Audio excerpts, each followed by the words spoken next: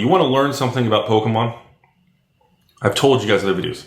If you're a YouTube content creator, anything, hit Alpha Investments, Pokemon, or anything, Chilling Reign, whatever, and look at my videos from the years 2022, 2023, 2024.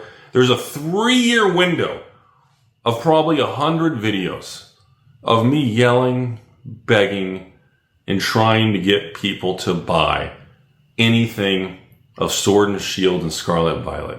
And if you look at those videos and you sort the comments by oldest, you'll see the sheer amount of people on the internet with all their bullshit, uneducated, awful opinions. The same bullshit, uneducated opinions that are still out there years later.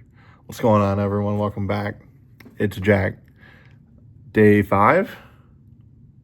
Looking at old Rudy videos, in this case, his most recent one actually, to see what we can take from years past and apply it to our current market bubble.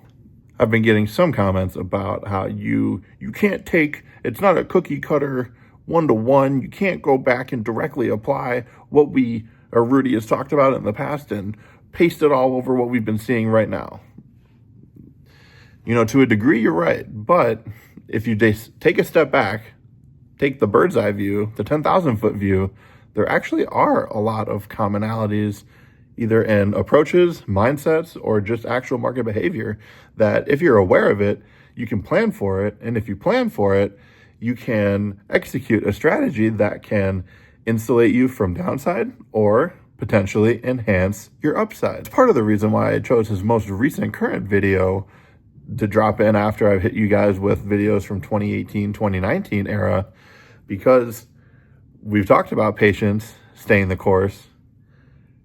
He's still saying the exact same thing. So as much as people don't want to believe the overlap, the consistencies between the time periods, it's definitely there, it's definitely present, and it's definitely something we should take note of. Even still, people will refuse, kick and scream, and do all sorts of denial to make themselves feel better about the poor decisions that they've made investing in hyper-modern, ancillary, D-tier products. I feel like everyone knows it at this point, but if you don't or are not aware, people hated elite trainer boxes only a few short years ago. They were considered not investable, a terrible product to put your money in long term. But now, this hyper FOMO, insane bubble that we're in right now has completely flipped the script, has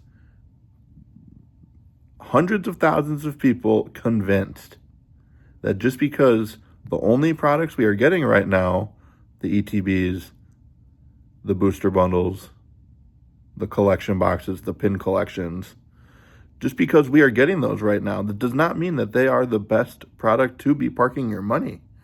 I can assure you they're not. Who wants... I mean, we've seen it as recently as 151. It had its run up. It's technically unconfirmed, but still technically out of print. Who's buying 151 regular ETBs at, I don't even know what price they are right now, 600, 500? Once ETBs hit a certain price point, they become illiquid bricks that no one actually wants because, I'm sorry, no one wants your 8 packs. No one cares about your promo. Only care about the promo if it's graded in a 10. Can't really grade cards right now because PSA made a decision to, well, I mean, I guess you still can pay to grade cards, but only crazy people are spending $100 or whatever dollars it is to grade a card, let alone a freaking regular ETB promo right now. So the opportunity cost that the current market is making people believe that ETBs and all these ancillary collection boxes are where they should be putting their money long term. And however, in the future, I don't know when, but if you actually believe you are going to be able to retire or have an incredible position with regular ETBs and collection boxes long term, I guess you're just going to have to ride it out and see what happens. I think I know what happens. I think a lot of people know what happens. You're probably going to get rinsed, but hey, at least you got your regular ETBs, right? Understand, Ascended Barney is going to have 3, 4, 5, 6 reprints like Prismatic Evolutions. There is very limited upside over the next 12 to 18 months for Ascended Barney. Not saying it's not a good product, not saying people aren't going to rip and ship the living hell out of it. I mean, understand, it's going to get reprint hammered more than your stepmom. There's no way around it. You could put 10 washing machines and 15 dishwashers. This shit's getting the reprint hammer harder than she is. So understand, great set. Everyone wants to rip and ship it for days and pay their whatever, $10, $20 a pack, which again is too much money. But again, it's not too much money, but we got to pretend like we don't know what we're talking about. Just remember, folks, Ascended Barney is a great set. But until we cycle out, at this point, Ascended Barney around $200 is pretty dead money. It's not saying it's going to collapse. I'm not saying it's not going to go to 3, 4, 500. But during the sliding window of the pound towns, there is not much more upside. But hey, you got it all figured out. You've been here longer than Rudy. You've seen different market conditions, market cycles. You know exactly what you're doing by getting your Elite Trainer boxes, booster bundles, collection boxes.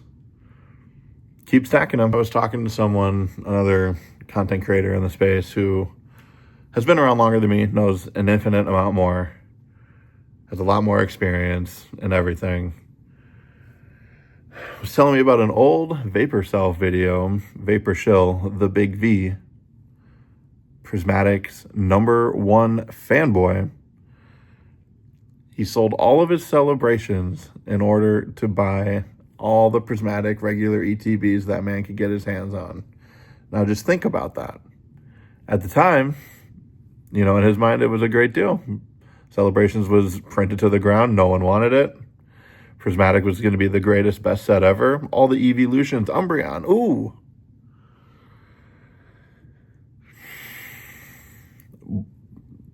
More time has passed. Another greatest set has already come out. Have you guys checked in on Celebrations? Have you seen what Celebrations is doing?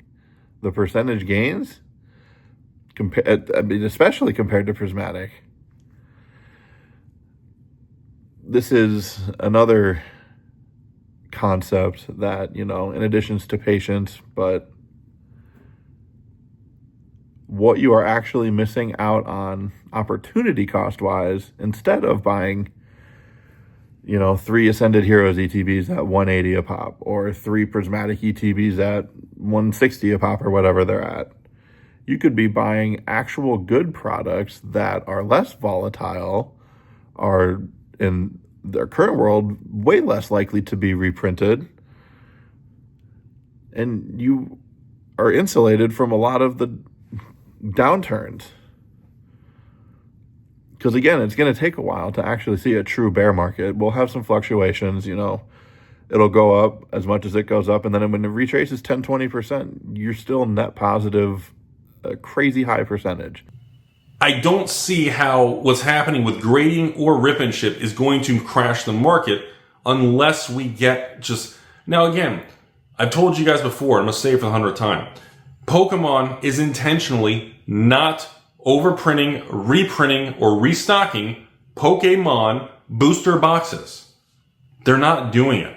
Now they are printing the living shit out of ancillary products. Quote me, snip it, make fun of me. I don't give a shit what the internet thinks. Because again, 99% of people are completely stupid retards. The average person does not think. Everything now is just chat GPT. Everything is, well, let me ask Gemini. Let me ask Grok to see if Rudy's telling the truth.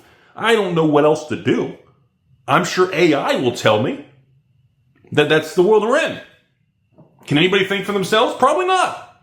Is the world a shit show? Absolutely. Rudy, have you lost your mind? Fucking lost it years ago. Someone has to continue the video log of the card world, and somebody has to say it in a way to not be afraid to be canceled or cut off.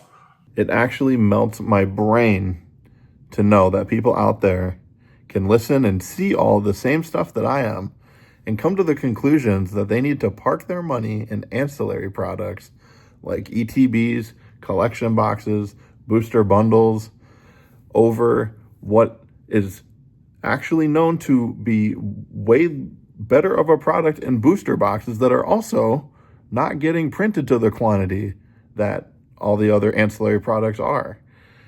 In what world is a booster box not the most sought after product that you could park your money in? And when the time comes to see gains, it would be exponentially higher than it would on these ancillary products. It actually makes my brain hurt thinking about how many people are stacking regular ETBs and collection boxes in their closets, thinking they have it all figured out and they are the best to ever do it, the only people that are actually doing it.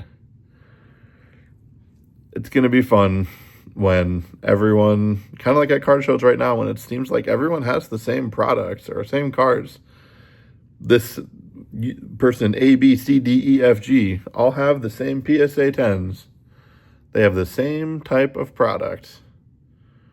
What happens when everyone who's hoarding the same ancillary sealed product wants to move off of it? Who's going to buy it? Is it going to be liquid? Are they going to be able to sell it for more than they bought it? Time will tell. We will all see. In the meantime, keep stacking regular ETBs, my Timmy Wimmy friends. Let me know what ETBs I should be stacking, guys, instead of my Destined Rivals cases, my Sword and Shield loose booster boxes, my UPC cases. Yeah, let me know which products I should actually be buying, because clearly I have no idea what I'm doing. So let me know down below. I'd love to hear from you guys. We'll see you tomorrow.